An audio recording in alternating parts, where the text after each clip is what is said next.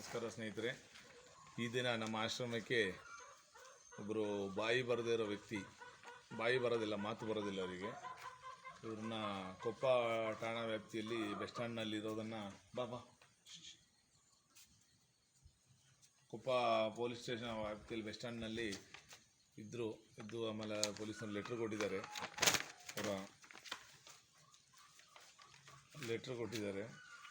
ಅವ್ರ ಹೆಸರು ಏನೂ ಇಲ್ಲ, ಬಾಯಿ ಬರಲ್ಲ, ಮೂಕ ಅಂತ ಹೇಳಿದ್ರು. ನಾವು ಇಲ್ಲಿ ಬಂದಿದ್ದ ಮೇಲೆ ಒಂದು ಪೆನ್ನು ಪೇಪರನ್ನು ಕೊಟ್ಟಾಗ ಅವರು ಈ ಥರ ಬರೆದು ತೋರಿಸಿರ್ತಾರೆ.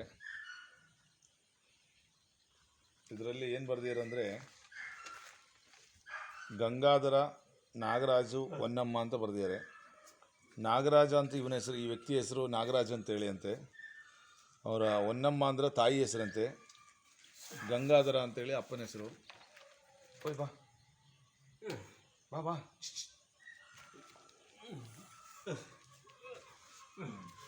ಬಾಯಿ ಬರಲ್ಲ ಅಂತ ಹೇಳ್ತಿದ್ದಾರೆ.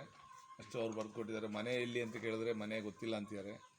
ಮನೆ ಏನೋ ಗೊತ್ತಿಲ್ಲ ಅಂತಿದ್ದಾರೆ. ಓದಿದ್ದೀನಿ ಅಂತ ಹೇಳ್ತಿದ್ದಾರೆ. ಇವತ್ತು ಕೊಪ್ಪ ಸ್ಟೇಷನ್ ವ್ಯಾಪ್ತಿಯಲ್ಲಿ ಸಿಕ್ಕಿದ್ದು, ಬಸ್ ಸ್ಟ್ಯಾಂಡಲ್ಲಿ ಇದ್ದಾರೆ ಅಂತೇಳಿ ಪೊಲೀಸ್ನವ್ರು ಫೋನ್ ಮಾಡಿ ಕರ್ಕೊಂಬಂದಿದ್ದೀವಿ.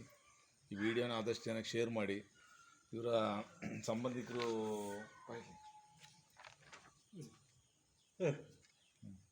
ಇವರ ವಿಡಿಯೋ ಶೇರ್ ಮಾಡಿ ಅಂತ ಹೇಳಿದೆ. ಯಾಕಂದರೆ ಇವ್ರ ಸಂಬಂಧಿಕರು ಎಲ್ಲರೂ ಕಂಡ್ರೆ ಈ ವಿಡಿಯೋ ನೋಡಿ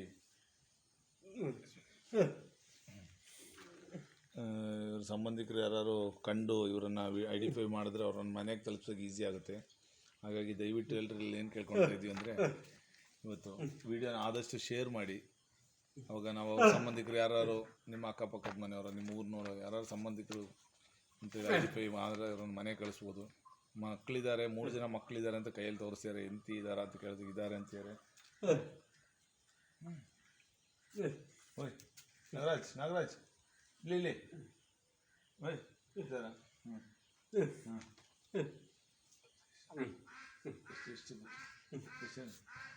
ಇಲ್ಲ, ಹೋಗಿದ್ದಾರೆ ಅಂತಾರೆ. 3 ಜನ ಮಕ್ಕಳಿದ್ದಾರೆ ಅಂತ ತೋರಿಸಿದ್ರು ಸ್ವಲ್ಪ ಮುಂಚೆ ಅಂತೇಳಿ. ಆದಷ್ಟು ವಿಡಿಯೋ ಶೇರ್ ಮಾಡಿ ಸ್ನೇಹಿತರೆ. ನಿಮ್ಮೆಲ್ಲರೂ ಕೇಳ್ಕೊಳ್ತಾ ಇರೋದು. ಧನ್ಯವಾದ.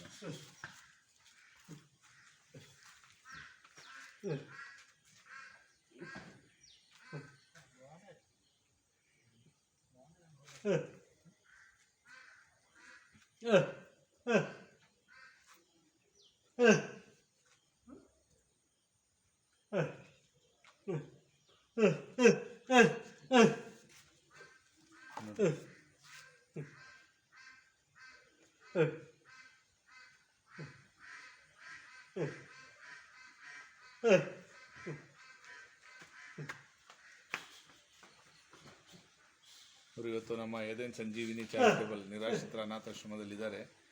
ನಮ್ಮ ಆಶ್ರಮ ಮುಂದೆ ಬೋರ್ಡು, ಏದೇನ್ ಸಂಜೀವಿನಿ ಚಾರಿಟೇಬಲ್ ಟ್ರಸ್ಟ್ ನಿರಾಶ್ರಿತರ ಅನಾಥಾಶ್ರಮ ಎನ್ನಾರ್ಪುರ.